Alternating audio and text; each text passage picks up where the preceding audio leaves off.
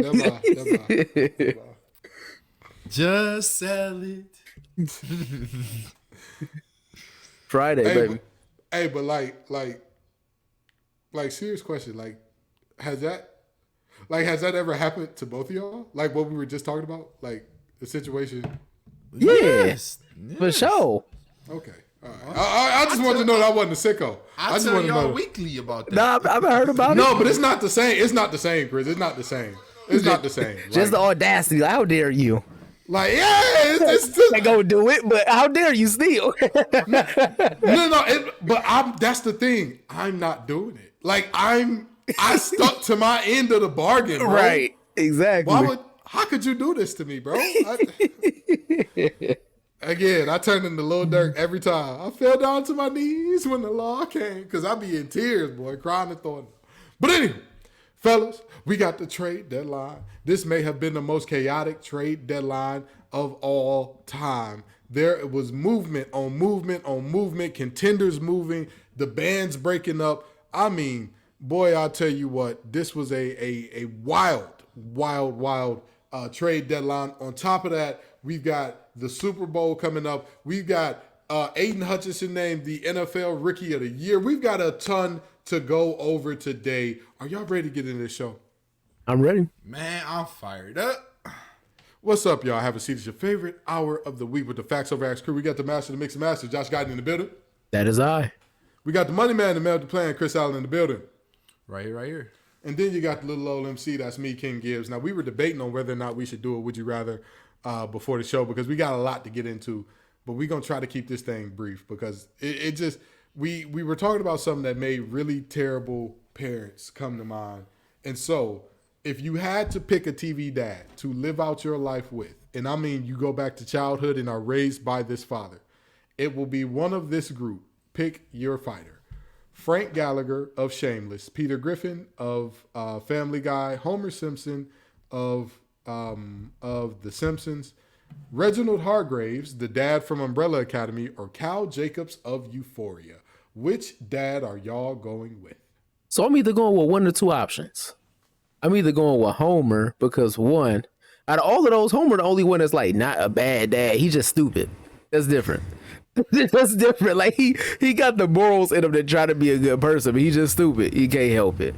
Or I'm going with Reginald just because he a terrible father, but like all his kids had powers he was to accept. So I could get something out of it. It's just up to me to decide whether or not that that trauma is gonna rule my life. But I'm gonna have powers out of the equation. Okay. Okay. I'm going to tell you, I honestly did not want to put Reginald Hargraves on there because in my mind, I'm like, no, because he's the worst by far. Like, I'm just saying, my parents messing me up and I don't got powers in real life. Everybody else's kids survived. Like, none of their kids are dead except Reginald. Reginald is the only one with dead children.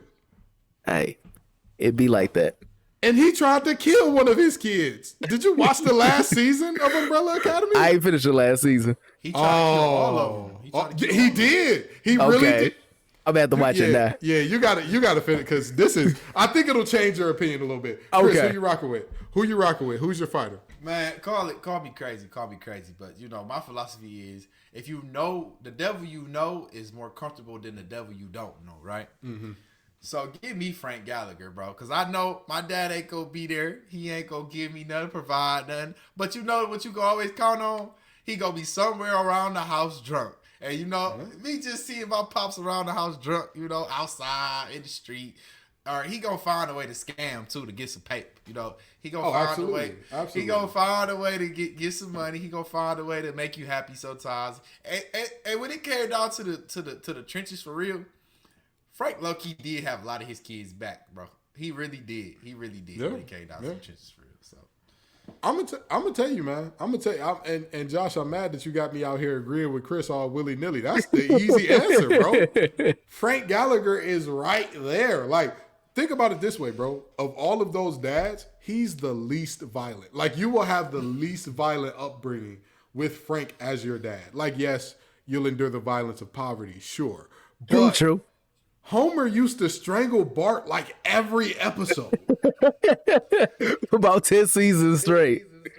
Bro, it was crazy. And then you got Peter, who, like, his hijinks would always ruin the entire family.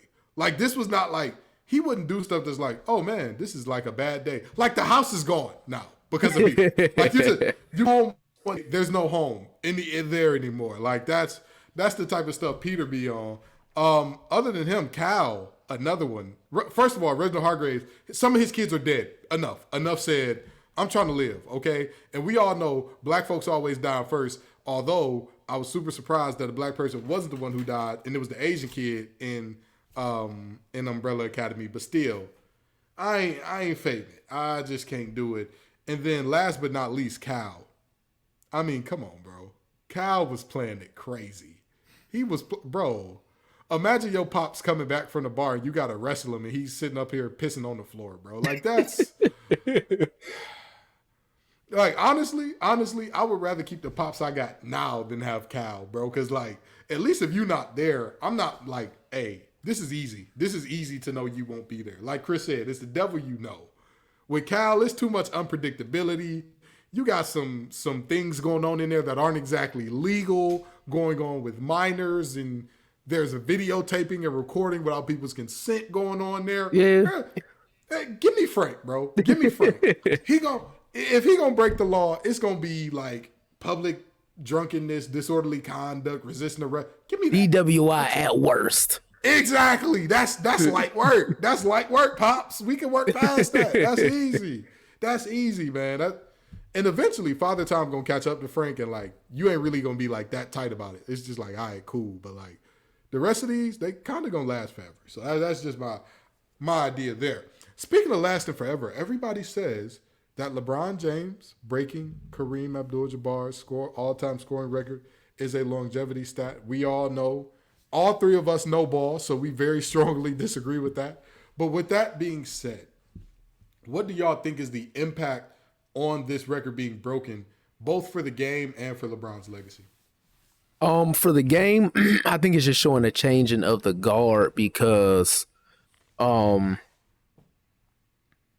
a scoring perspective, we saw a record that a lot of people said was unbreakable get broken. I'm not going to say fairly easy, but it's not one of those things where LeBron is going to retire with like 100 more points than Kareem. Like LeBron's going to hit 40,000 plus, and I could see him having another 2-3 fully healthy seasons easily.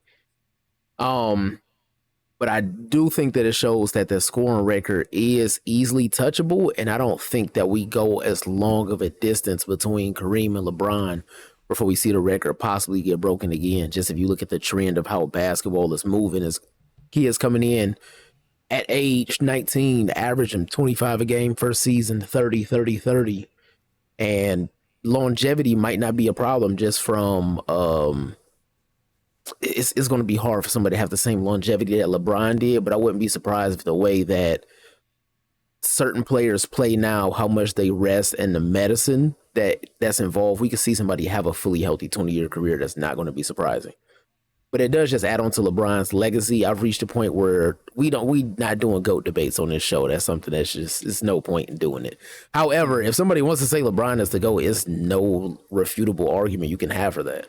He's checked every box, and that's just a cherry on top because it's not only the points, but he's top 10 in three-pointers, assists, and I want to say steals as well. Yeah. So it's nothing you could do to argue that. He's top 10 rebounding too? He's top 10. No way. No way. He outside the top 10 in rebounding. He got to be outside the top 10 in rebounding. That's crazy. If he in the top 10 in rebounding, like, that's ooh-wee.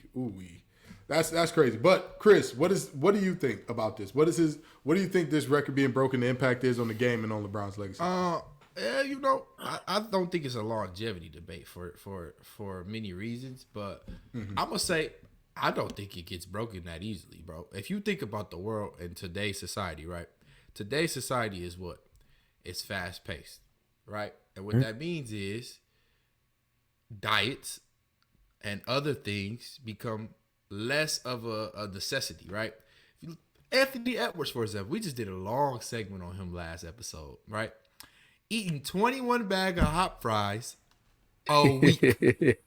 Okay. Just the nastiest work I've ever heard of. Just Listen, 21 back. And he's supposed to be one of the up and coming stars in the NBA. Not only does LeBron did this at a healthy 20 years in the league, never had any major injuries. Also took very good care of his body. 1.3 plus million a year on his body. I don't think anybody coming out of college is going to have that type of discipline right away. Also, nobody's going to have the same standard LeBron was held to for a while. Like Zion was close, but we all knew Zion wasn't going to be held to the same standard as LeBron. Right. Okay? that's very true. Very true. So I think this record, if LeBron could play 2-3 more seasons, right? I think he'd get 40, maybe close to 41,000.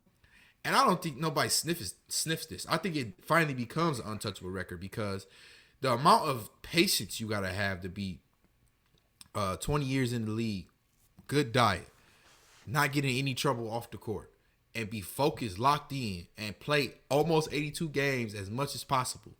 Only rest when it was like a meaningful time to rest. I just don't see it really happening. I mean, I don't. I look at how much food come out. You got fried egg rolls with corned beef in them now. You got corned beef egg rolls now. Like, come on, man. Like, hey, can I tell y'all something about those? I've never had a good corned beef egg roll. I've never had one that I like. no, you ain't been to the right spot. Never had one.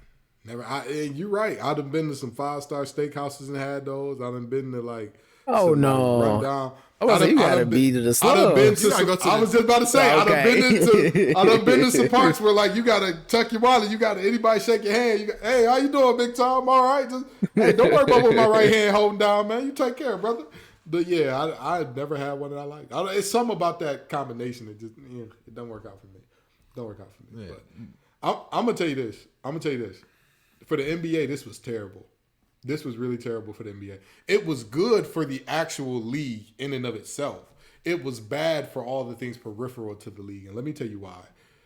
These old heads are going into like overdrive to embarrass themselves. Yeah. Like, did y'all hear Ricky Davis and what he was saying about like? Like it was some months ago. I heard him say, "Is this something new?"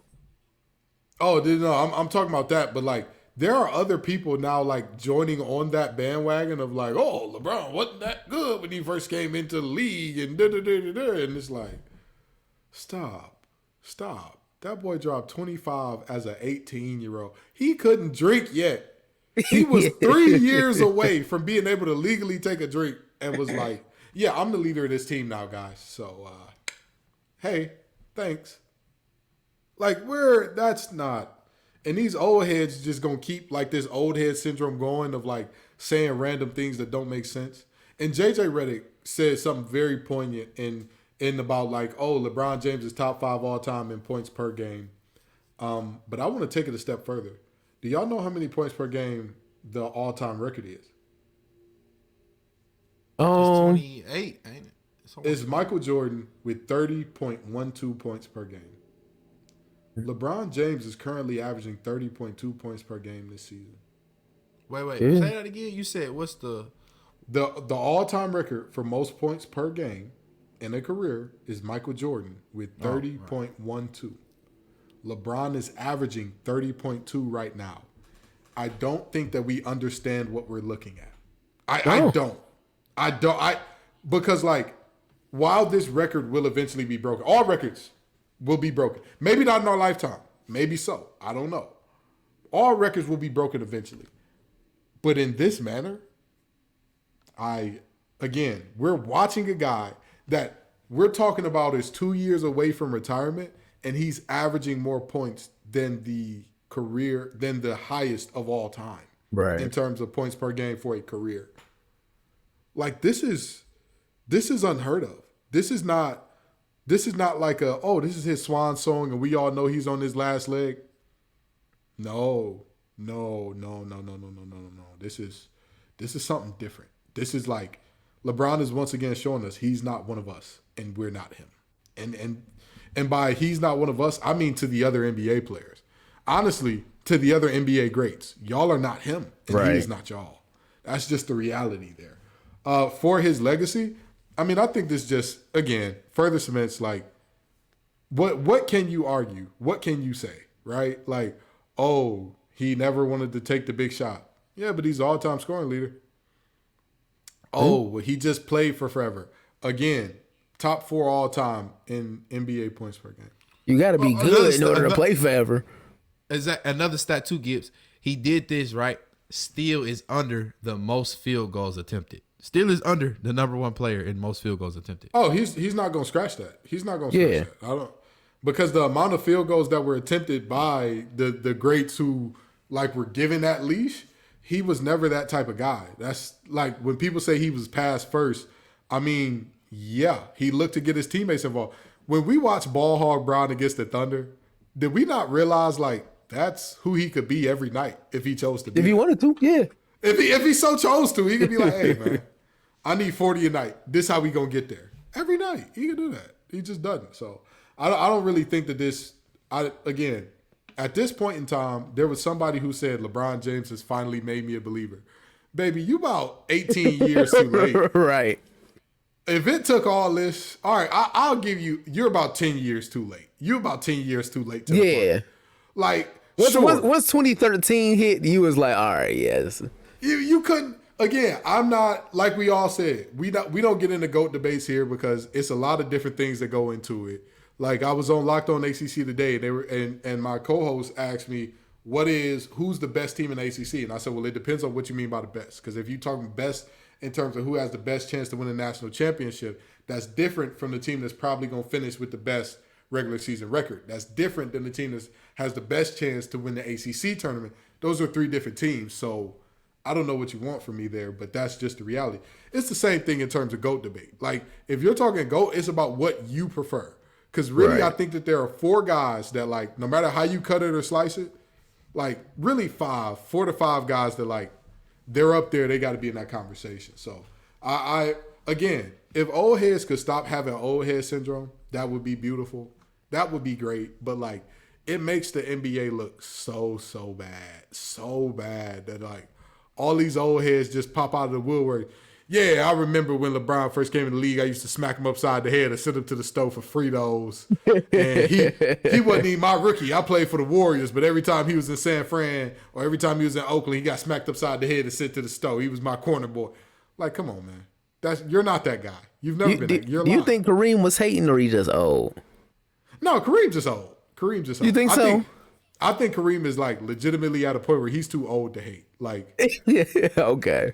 Like, not even be funny though. The memes. Oh, they're hilarious. They're hilarious. I don't like, not even joking. And I hope that I'm wrong. I hope that we get, 20, 30 years more of Kareem if he would like to be on this earth that long. Yeah. But I don't think we got like another 10, 15 years of Kareem. Like, I think that he's at that point in his life where he's like, hey, I'm enjoying this. This is nice. This is nice to see that, like, at the end of the day, with LeBron breaking my record, it still brings people back. It's a callback to how great I was in my day. It's a callback. Him and Shaq apparently never spoke. And Shaq referred to him strictly as Cap whenever they talk. Because that's what people know Kareem as, the captain. That's what people used to call him. So there's a reverence being paid to him because this record was broken. That, like, if this record hadn't been broken, do you think that exchange between him and Shaq would have happened on TV? Probably not. Absolutely not. There was no way. What would have happened? He gonna be in the All-Star game? Like, I'm sorry, I don't take Kareem for an All-Star weekend type of guy. You know what I mean? Like, right. So I mean, I think that Kareem is happy to see, like, hey man, the game is evolving and he loves the game and it's evolving in a good way. He just old. Because when we old, right? Like, in 30, 40 years or whatever, when, like, there's another team at Cass Tech doing what we did and winning state championships and all that, like, we going to be there to watch them. And, like, somebody might be like, oh, dang, they hating and they old and they not happy to be there. But, like, we just old. You know what I mean? That's just what happens there. So, that's my opinion there. That's my opinion on that. With that being said, do y'all think it was weird that this came in a loss? Like, does that hurt or help this to y'all? It don't matter. In the grand scheme of things, it don't matter. Mm-hmm. Like 5 years from now, when we look back on LeBron beating that record, it's going to be that occasional, weird on Twitter. If, the podcast and 12-year-olds with fan pages are still a thing 5 years from now. Hopefully the world is no longer here, so we don't have to suffer through that. But Bulls got next will remain forever. Bulls got next is eternal. Bulls got next is we're gonna go eternal. through another ice age. That's gonna be like the last piece of civilization left when they rebuild. They're gonna build a whole new society based off of like Lonzo Ball being the greatest hooper ever. But it doesn't matter in the grand scheme of things, but it's still something in me. Like it's still something, the competitive nature in me, that it leave a bad taste in my mouth when LeBron is beating that record, is coming in a loss, and it's coming in a season where we'll see how we feel about the trades after, but it's coming in a season where the Lakers probably won't be making the playoffs.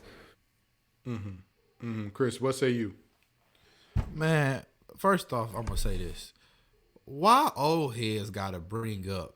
Well, Kobe wouldn't have did that if it was Kobe breaking the record. Jordan wouldn't have did. Why do y'all gotta bring up another grown man when you refer to a grown man? Like, I don't understand that one bit. But anyway, carry on. On my Kendrick Perkins voice, carry on. But go ahead, get what you about to say? No, I thought you were done. Go ahead, bro. Go ahead.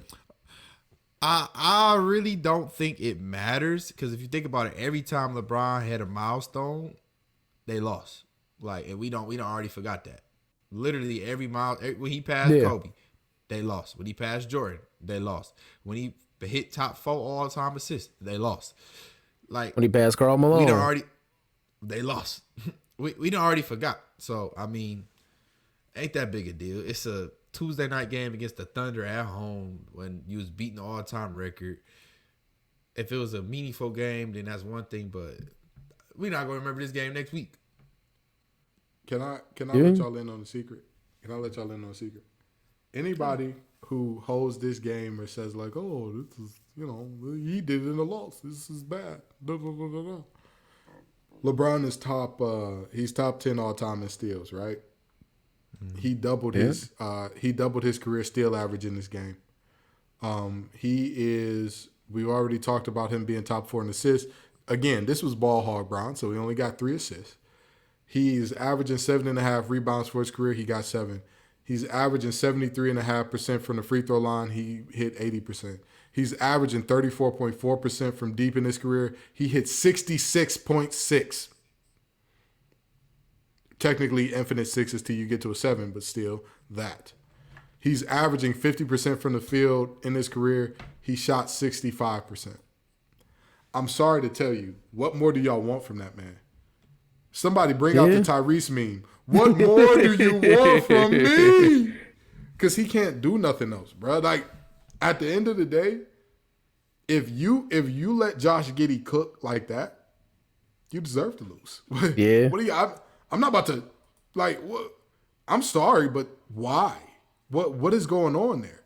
What is going on there? If you let Shai Gilgeous-Alexander cook you like that, hey, what do you want from the man? What do you want from the man? You let Shai Gilgeous-Alexander go off for 31 and 8.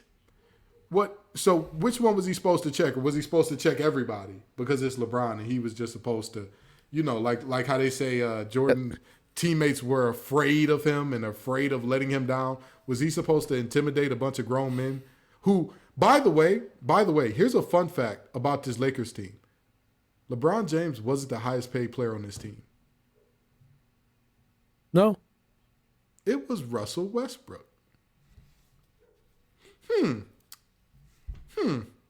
And so y'all place this at the feet of LeBron. If you do, you're an idiot. Go sit down somewhere. You're not well in the head. Because Russ again, had a good game too, low key. he did. Russ had a very good game in this game. But again, the other guys, y'all need to step up. Y'all need to do your thing. You need to defend. Again, Shai Gilgeous-Alexander going off for 30. Giddey going off for 20. Both of them being very efficient and over 50%, as well as Shai getting to the line 11 times. Giddey having 6 assists. Like, what are we doing here? What are we really, really doing here? Like, come on, man. This is, when you allow Jalen Williams, no offense to this young man. No, I don't think anything bad about him. I don't have an opinion very strong one way or the other on this man. He averages 12 points a game. He put up 25 in this one. Ladies and gentlemen of the jury, yeah. At the end of the day, this coming in a loss to me doesn't matter because again, LeBron is one man. He can't do it all. He literally can't do it all. He was out here saying, "Let's get greedy. Let's continue to win," and his teammates talk about, "Let's just have fun. Let's just keep having fun." Nasty work. Disgusting, downright nasty work. And I'm glad that them folks is going up out of there and traded. But now we got to talk about the biggest trade of the day. Kevin Durant. Kevin Durant is going to the Suns in a trade that brings over Mikal Bridges, Cam Johnson, Jay Crowder, 4 first-round picks, and a 2028 pick swap to the Nets for Kevin Durant and TJ Warren. Fellas, what do y'all think about this trade? Chris, I'm gonna let you start this one off because you seem to be excited. Tell us about this trade. What do you think? I'm kind of geeked because now this is like one of those moments where it's like, all right, let's see you do it again, right? First off, I'm gonna start by saying this: we have never seen a superstar walk into so many situations that are this great. Like literally, like okay, you could say LeBron walked into the Heat, then he went back to Cleveland. But those was all things that orchestrated after he got there, right? Right. KD has went to 2 teams now that went through rebuilds or got to a good point, and then he joined the team. He was the person that they brought around the team. I don't think we ever see somebody that lucky again. Literally that lucky again. Like KD walking onto the Suns, and they didn't give up none of their top 3 players. I mean, I don't think it's luck. I think that this is very intentional. Like, hey, bro, It's calculated. if you look at the Warriors move, that was free agency. That wasn't luck. Yeah. He looked at the team. He said, "Hey, y'all just beat me. Don't care. Y'all are my brothers now." Listen. So what this trade tells me is this actually means more to Chris Paul and Kevin Durant than it does Devin Booker and Ayton. Devin Booker right now is 26. Chris Paul is 37. Ayton is 24. KD is 34. If they don't win a ring before CP3 contract over, CP3 gonna have to retire or he gonna get pennies on the dollar because ain't nobody paying the 39-year-old. They was already struggling to pay the 34-year-old when he first got a 35-year-old when he got that contract. I don't think Chris Paul stay in the league if they don't win the title right here.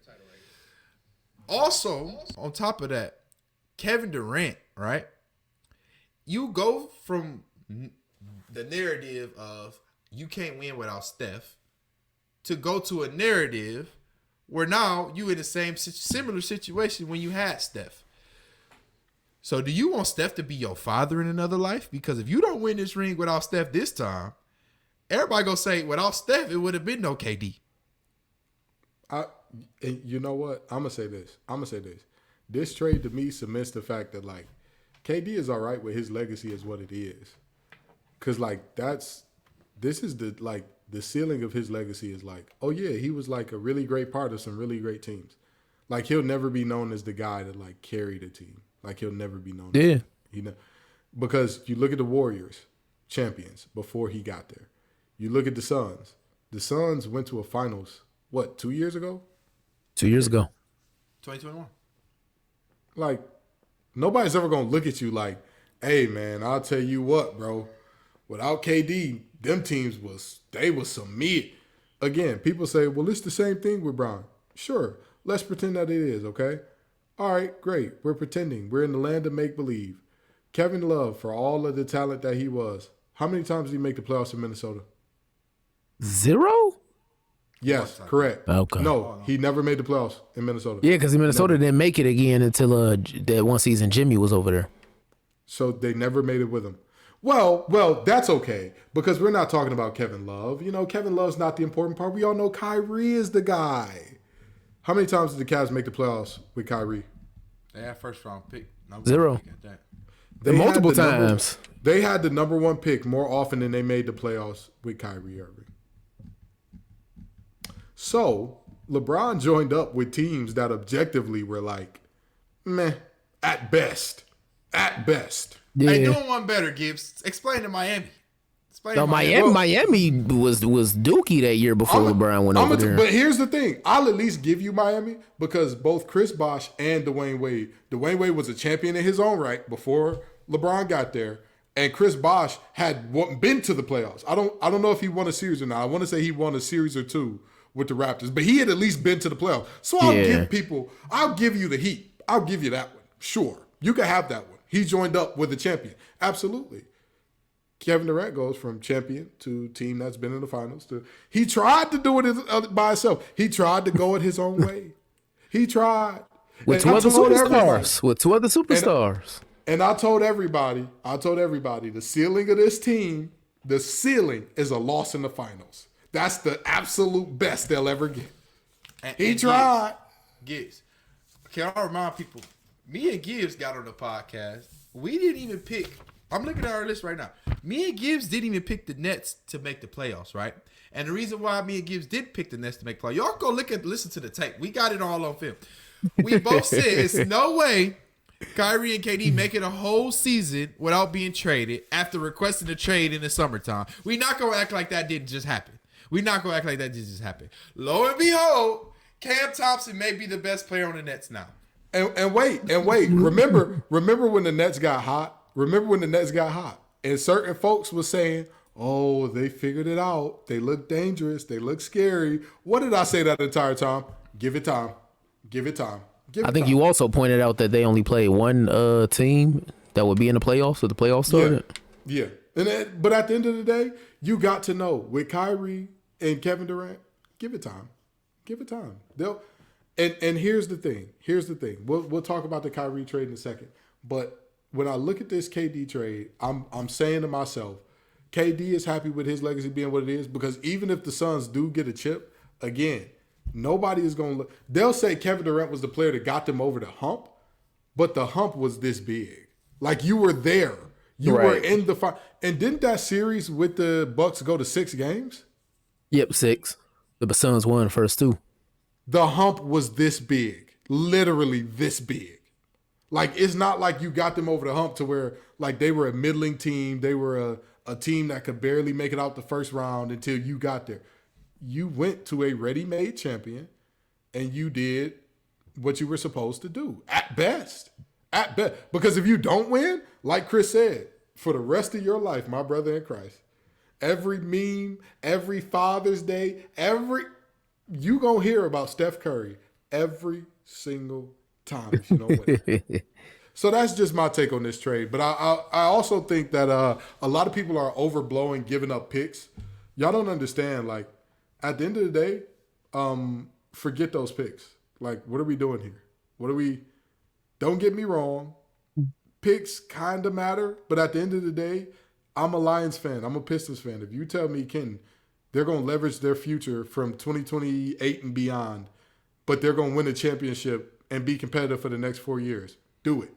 I don't think the Nets got enough. I don't think they got close to enough for Kevin Durant. For Kevin Durant? Wait. Talk to me. You got an up-and-coming defensive player of the year. You got Jay Crowder, a proven veteran that you can flip. They already flipped for some more picks. You got 4 picks, and you got another player that is just, you can keep on that team for a little minute. Okay, so the Suns and a pick swap. So Mikal Bridges is gone. Okay. Yes, Mikal.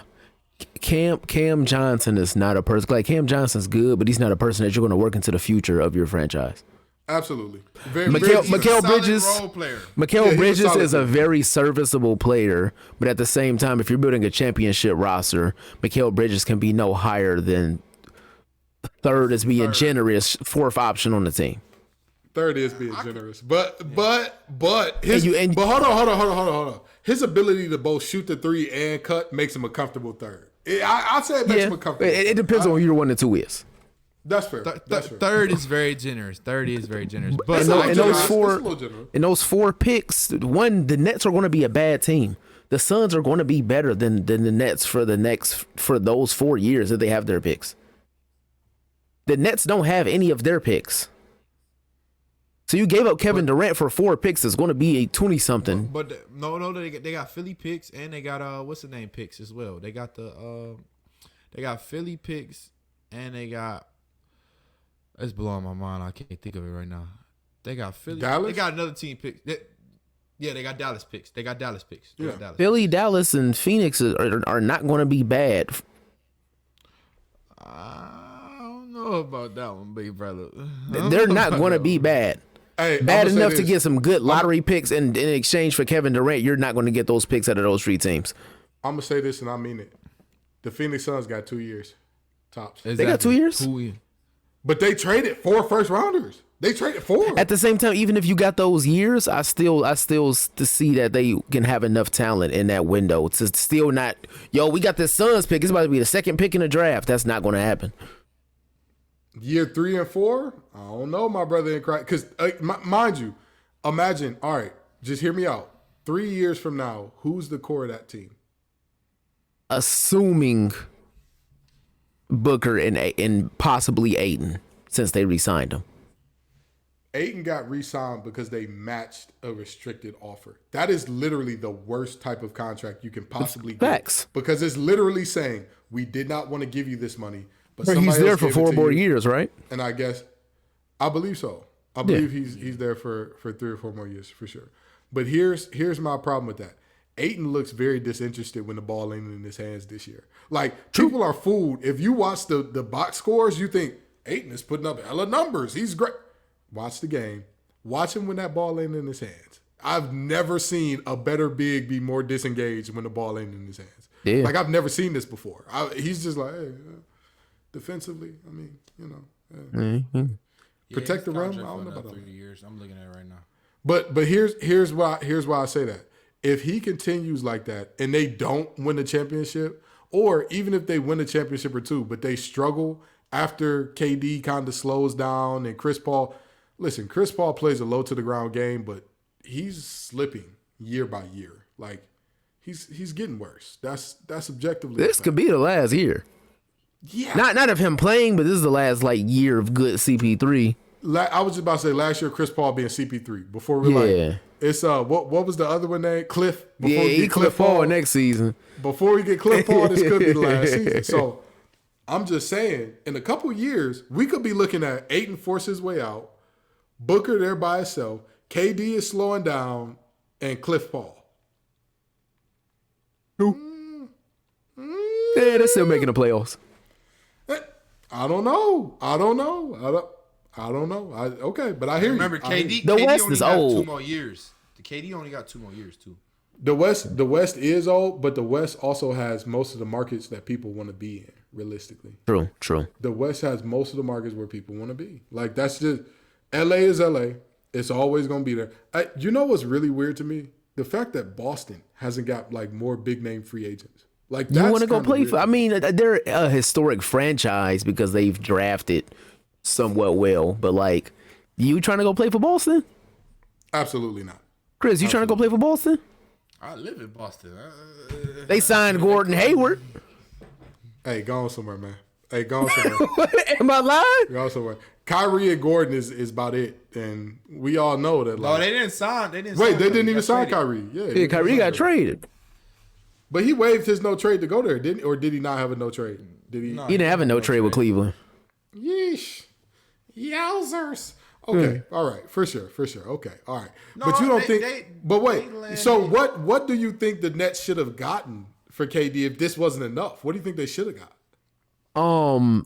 If you're the Nets, either you got to include more picks, you got to include a few more role players, or I wouldn't say include one of the Suns quote unquote big 3 because I'm not interested in any 3 of those players, but I think you got to either include more picks or you got to get more pieces off of that bench.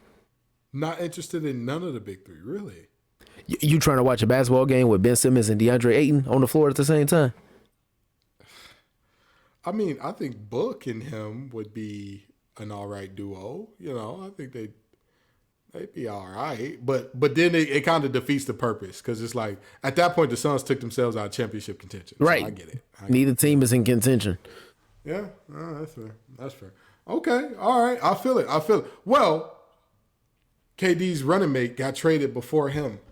Your friend and ours, the most reliable, unreliable player on earth, Third Eye Kai, was traded to the Dallas Mavericks in a package that included, let me make sure I'm reading this off to get it right here.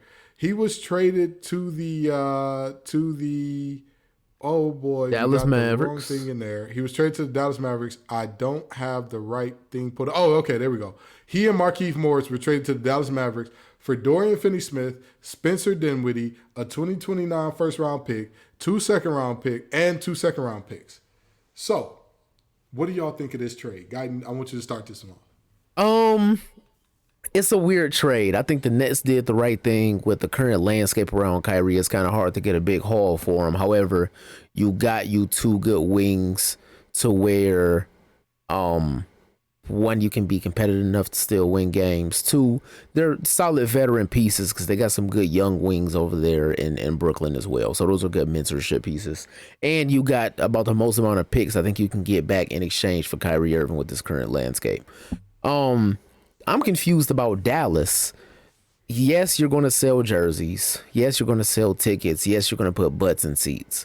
But how do you win a championship, or you try to prepare? Because they made the Western Conference Finals last year, right? They went to the Western Conference Finals, yeah. Yeah, well, it was Dallas and Golden State. So your goal is to either get back there or make it further. If you have arguably the two most ball dominant players in the NBA, and Kyrie Irving and Luka Doncic. Only team in the league to have 2 players inside the top 10 in ISO scoring on the same team. Shout out to Chiney Boomke. How do you make that work, especially with the pieces surrounding you? Yes, they have some good shooters to kick the ball off to, but if you're putting up that many shots, if you're isoing that many times, you need good defense to get back down the floor, which they don't have. You need very good rebounders to make second chance opportunities. What? Reggie Bullock isn't good defense?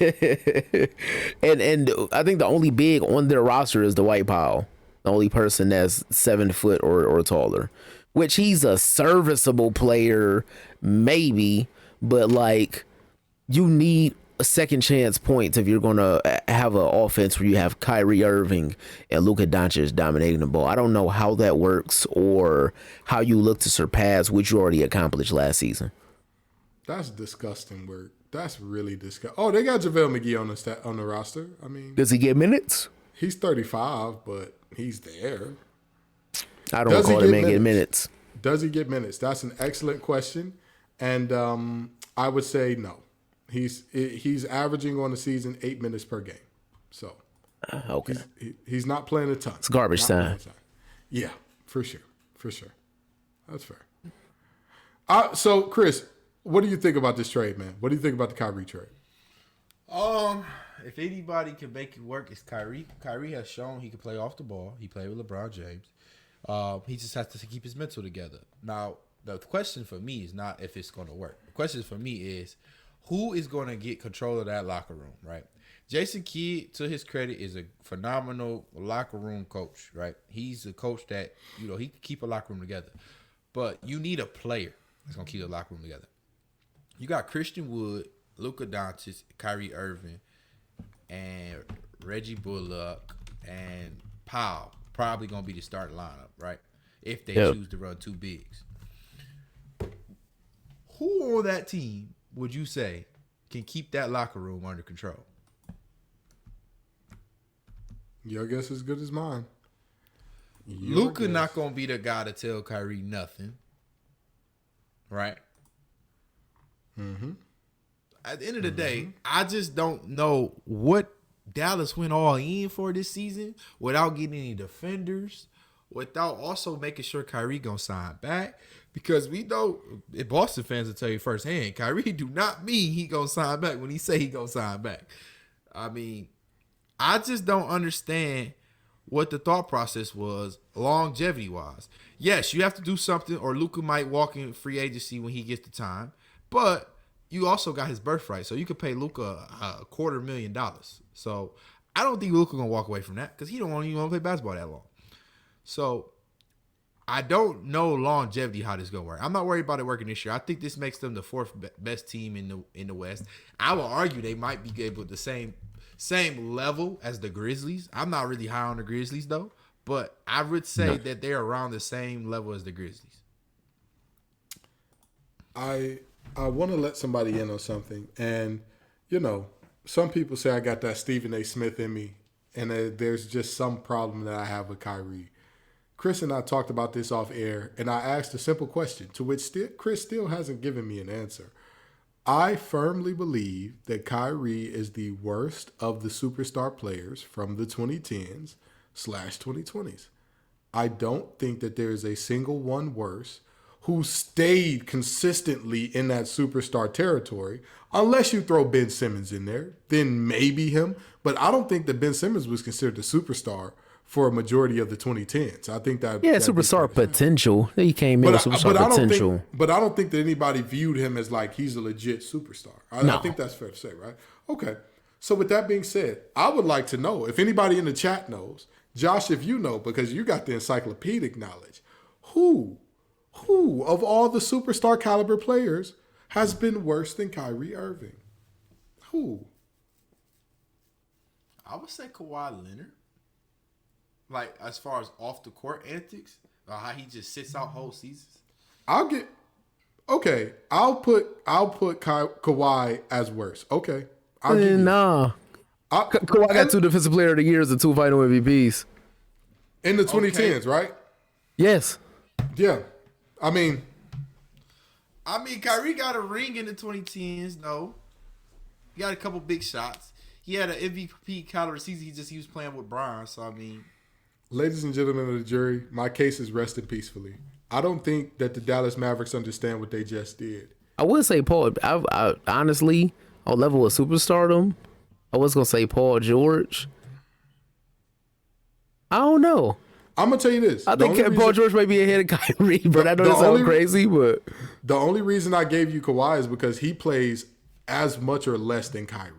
That's the only reason I was even willing to go. That's what I'm saying. That's what but even still, with playing less, 2 Finals MVPs, 2 Defensive Player of the Years, 2 things that Kyrie will never have. And even we can also definitively say that Kawhi Leonard was actually hurt for at least a good chunk of that time.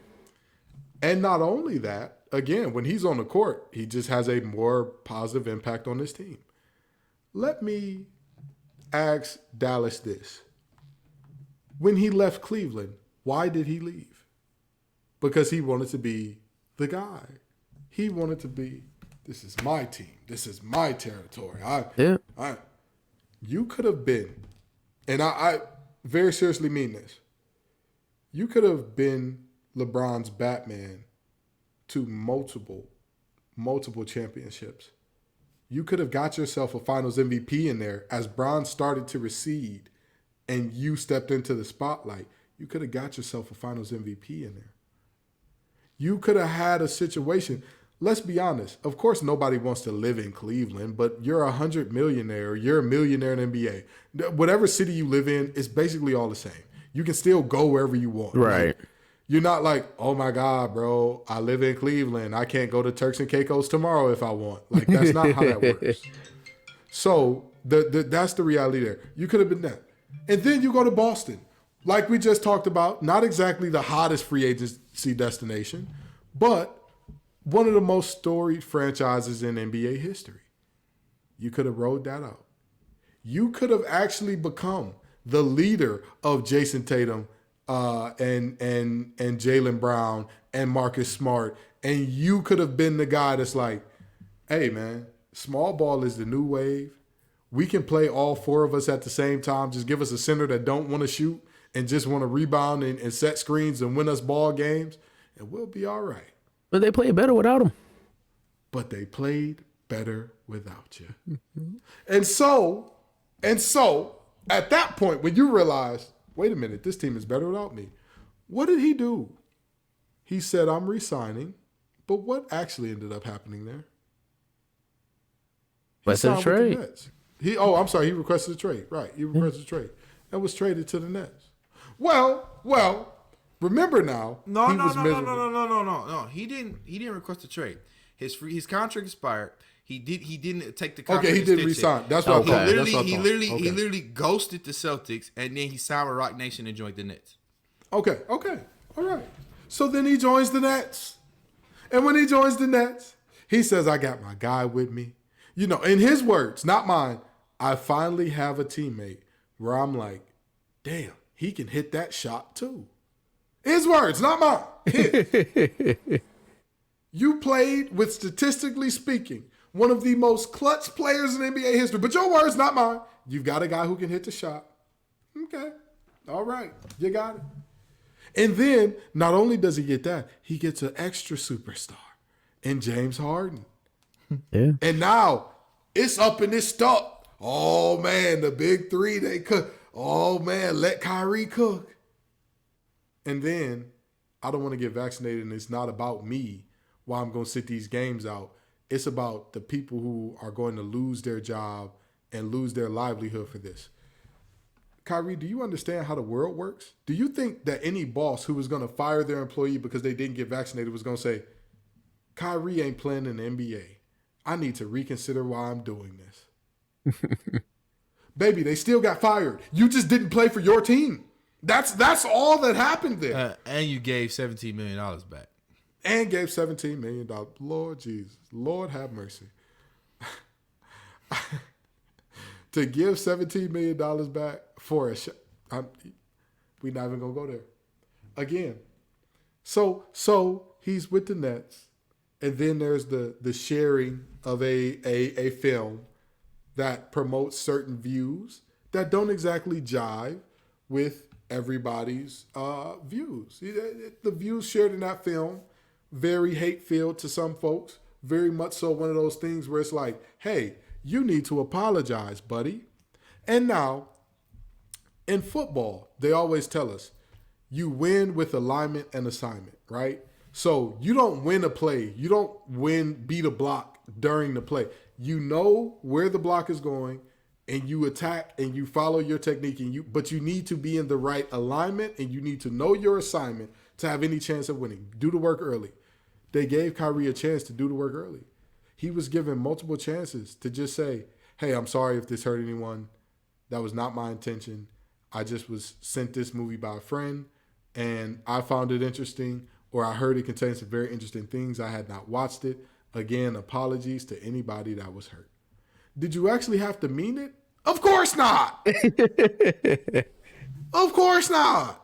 You didn't have to mean a word of it. You could have lied through your teeth, real simple and smooth. But instead, what did you do? Oh, you standing on business. Oh, yeah, how can I be anti-Semitic when I know who I am? Instead of simply saying, watch this. Let's count the syllables here. How can I be anti-Semitic when I know who I am? 15 syllables. Watch this. I'm sorry. 3 syllables. So you did 12 extra syllables of work to lose yourself more money and have to go through the Hunger Games of sensitivity training towards Jewish people. They trying to silence him, man. They trying to silence him. They trying to silence him. But this is my point to the Dallas Mavericks. Why? Why? With all due respect, again, Kyrie, undeniable talent when he's on. And by the way, I haven't even brought up the actual amount of games he's missed over the past, I want to say, 4 years? I believe he's missed approximately 50%, maybe more. Yep. So, with that being said, you traded for this guy, and you say to yourself, this is going to get us back to the conference finals or a championship. Based on what? What information do y'all have that tells you that? What do y'all know that we don't to show us that he can be reliable enough to win y'all a championship? That's all I want to know. That's all I want to know. Where do you see it at? Where? The last time he was reliable enough to be an important piece on a championship team was the year before he axed out of Cleveland. And that was what, 2018? Yeah, 2018. He got traded at the deadline. Yeah. My brother in Christ, Trump, was in office last time he was reliable enough to be counted on. I'm sorry to tell you, like, if I'm Luka Doncic, I'm looking at them, I'm looking at the front office saying, I said get me help, and you get me this? This is what you bring me. Don't worry about it. I'm going to take a page out of LeBron book. Everybody said I play like him anyway, and just a less athletic version. Don't worry about it. I'm going to show y'all. I'm going to do a decision too, because I'm not staying here. I'm not staying. I'm leaving. I'm going. Bye. There's no way you're gonna keep me here with Kyrie Irving. So that's my take on this trade. Again, to trade for Kyrie Irving is foolishness. To give up anything of serious value or worth for Kyrie Irving is foolishness. I'm sorry. I would be behind you. Did they give up value and worth? And this is what I'll say. I would be behind you if you didn't include Spencer Dinwiddie. If you gave up Dorian Finney-Smith in the first, I get it. I give that. When you throw Spencer Dinwiddie in there, say what you want about Spencer. He's solid. He's reliable. He does what he's supposed to do day in, day out. He gets you results. At the end of it, Dinwiddie for Kyrie, bro. I mean, I get it. You got to deal with a lot with Kyrie, bro. But if you got an opportunity to get Kyrie for Dinwiddie, you do that, because Spencer got his own injury problems too, man. You're a team that's already lacking depth, and you trade two players who are actually playing for you for one who does not play very often. You make sense, but it's Kyrie. All right. Again, and trust me, name recognition has fooled plenty of teams. Yeah. It's gotten plenty of folks bags that they didn't deserve, a la Emmitt Smith to the Cardinals. And I'm telling you right now, this is one of those moments where, oh, and by the way, we didn't even talk about the biggest aspect of this. Y'all do know Kyrie's contract is up after this year. Yeah. And he's expecting to be a max guy. Baby. Good for you. Good for you, Dallas. Good for y'all. Good for y'all. Those are my thoughts on this trade. And by all means, if I'm wrong, please tell me. But at the end of the day, again, it's not even just about giving up Spencer Dinwiddie in and of itself. It's about all that comes with Kyrie and all that you're going to have to pay him for me, where I'm like, it's not worth it. It's just not, period. Because he's going to want a long-term commitment from you, even though we've seen from Kyrie, you can't get a long-term commitment out of him. He's right. Like a black man with a gold tooth and a pinky ring. He will make you a girlfriend for 25 years. He's not marrying you, my love. It's not happening. That special friend idea, huh? That special friend. This my friend, Miss Gladys. We know Gladys. She's been coming to the cookout for 25 years. That's your wife at this point. So, I mean, I'm just saying. If I'm Dallas, I'm not paying him a supermax. Which means I'm not trading for him, because I know he's probably going to leave, because he knows he can go somewhere that is super irrelevant, doesn't care about winning, and get a super max there. That's just my thoughts on it. Yeah. I'm going to leave it right there. With that being said, are there any other trades that y'all are looking at and that y'all thought like, hey, this is super interesting, I got to talk about it? I know we're getting out of here, but I just want to say, the Lakers fans are kind of overblowing these moves that they made. I don't really see them making this huge big splash. I mean, you got rid of Thomas Bryant from Mo Bamba, who, okay, you got rid of a lack of athleticism and a lack of outside shot with somebody who's not going to bang down low and grab rebounds, which is what you need when Anthony Davis isn't on the floor. But he can stretch the floor a little bit, which somebody who can stretch the floor always works for LeBron. And then you gave up, got rid of Patrick Beverly, got rid of Russell Westbrook to get D'Angelo Russell, to get Vanderbilt, and they got one more piece, I forget who are better 3-point shooters. They're toting around that 40% line. Malik Beasley, who are good 3-point shooters. They're toting around that 40% line. But at the same time, if you have LeBron on the bench and Anthony Davis on the bench, if Anthony Davis is playing, I would much rather have Russell Westbrook, even though he's had, decision-making wise, he's had an abysmally bad season. I would still much rather have him in control running the floor than the players that they went and picked up. I think they may have changed the projection of their season by a couple of wins maybe, and might not be good enough to make the playoffs. I don't really see it. It would be if they went and picked up Bogdanovich from Detroit, then we would be having a conversation, because that's somebody that LeBron can rely on to play their role, be in their spot, and still give you 18 a game off of spot up jumpers. I don't think that the Lakers changed that much with those moves they made. Okay. All right. Chris, what you think about the Lakers moves, man? Do you agree? No splash, or what are you thinking? Man, it's a little, how you step in one of them small puddles and then it's a little water kick up. That's what they did. It looked like, you drop something in one of them little puddles, a little water kick up. I mean, Malik Beasley, yeah, that's cute. D'Angelo Russell, yeah, he been there before. Mo Bamba, yeah, I mean, he's still suspended for 3 more games. He's so happy to get up out of Orlando after that butt whipping he got from somebody 7 inches shorter than him. But anyway, none of them are proven players. None of them are players that you would say, oh, they moved the needle a lot. They added some depth to the roster. Now they might be able to play LeBron and AD less minutes together and have them, play off of the role players a little bit more, and then at the end of the game, close the game out. But they got the locker room maybe more stable, but I don't know. D'Angelo Russell records stuff in the locker room, so I don't know if you got the locker room more stable. So, here's my thing. I agree with most of what y'all said. I don't think, for example, Kendrick Perkins said that he believes this team could get to a conference finals, and I'm just like, all right, Kendrick, good for you. Good for you. You got to remember, that's one of LeBron boys too, man. Yeah, I'm sure. It makes a lot of sense. It tracks. With that being said, I don't believe that that's now their ceiling. I think their ceiling now is about a second round exit tops. I think it's second round exit tops. But with that being said, let me let y'all in on how much better this team got, in my opinion. Russell Westbrook and his ability to run an offense is something that was talked about a lot and something that we talked about here today, right? Russell Westbrook splits this season have been unbearable in terms of box score. And you look at that and you say, well, maybe Russ provides really good defense. He doesn't. No. So not anymore.